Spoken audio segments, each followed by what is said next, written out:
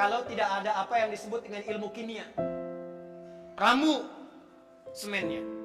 Bagaimana supaya padat? Ilmunya kimia. Siapa yang menemukan kimia itu? Siapa yang menemukan atomnya? Anak-anak SMA sekarang taunya John Dalton. Padahal John Dalton itu belajar dari orang sebelumnya. Orang sebelumnya yang menemukan pertama kali namanya Jabir bin Hayyan. Jabir bin Hayyan kapan menemukan atom? Saat baca surat Al-Hadid. Surah ke 57. Baca surah 57, masuk ayat 25 sampai 26, wa anzalnal hadid. Penasaran, kata Allah, dengan keagunganku aku turunkan besi. Maka dibawa besi ke laboratorium beliau, dilihat, diamati, dikeluarkan atomnya. Maka dari sinilah kemudian muncul nama atom untuk besi, Fe ferum, F besar, E kecil. Nomor atom besinya 26. Besi itu, atom itu punya isotop. Isotop itu menjaga kestabilan atom supaya kokoh.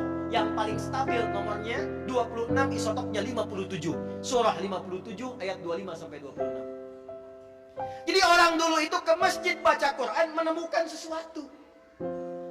Orang sekarang ke masjid baca Quran pulang kehilangan sendal. Jadi ada sesuatu yang harus diperbaiki di situ. Ibnu Sina, Bapak Ibu uninga Ibnu Sina? Avicenna? Avicenna itu ahli Quran, hafal Quran, tahu tafsir. Jadi dokter muda otodidak usia 15 tahun. Tapi bagaimana beliau bisa pintar seperti itu? Datang ke masjid. Sudah sangat terkenal. Kalau lupa datang ke masjid, sholat 2 rakaat langsung ingat apa yang ingin diingatnya. Tapi orang sekarang lebih hebat. Baru takbir sudah ingat semua yang tidak ingin diingat. Itu kata Nabi itu.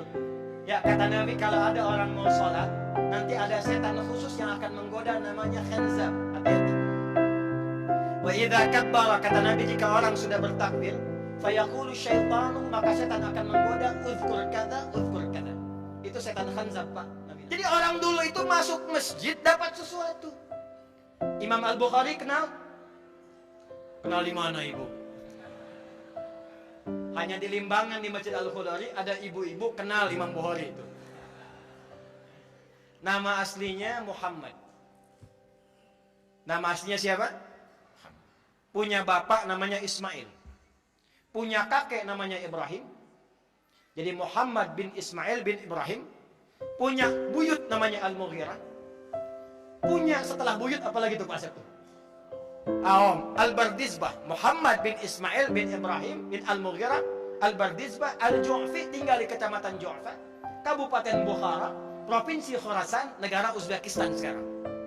Kalau dulu ada orang non-Arab datang ke Arab ingin mengenalkan, saya datang dari Bukhara, maka rumusnya tambah al di depannya, ujungnya tambahkan i. Maka beliau katakan, ana al-Bukhari. Saya bukan orang Arab, tapi saya dari Bukhara, datang ke Arab sekarang. Imam Al-Bukhari itu nulis Sahih Al-Bukhari 97 topik, lebih daripada 7.000 hadis. Ditulis 16 tahun. Ditulisnya di mana? Di masjid, Bu.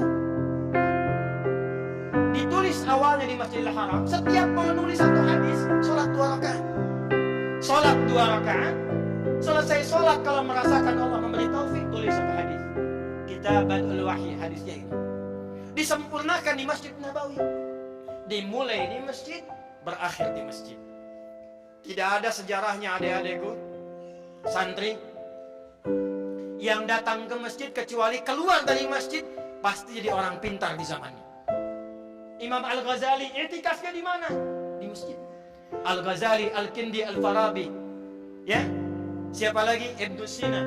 Siapa lagi? Al-Khawarizmi.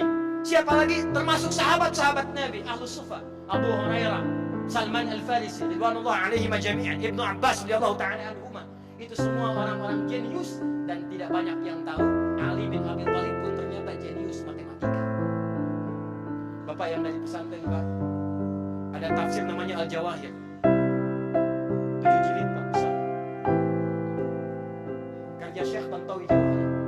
Buka jilid yang terakhir, itu ada bab tentang matematika Quran. Salah satunya adalah bab matematika yang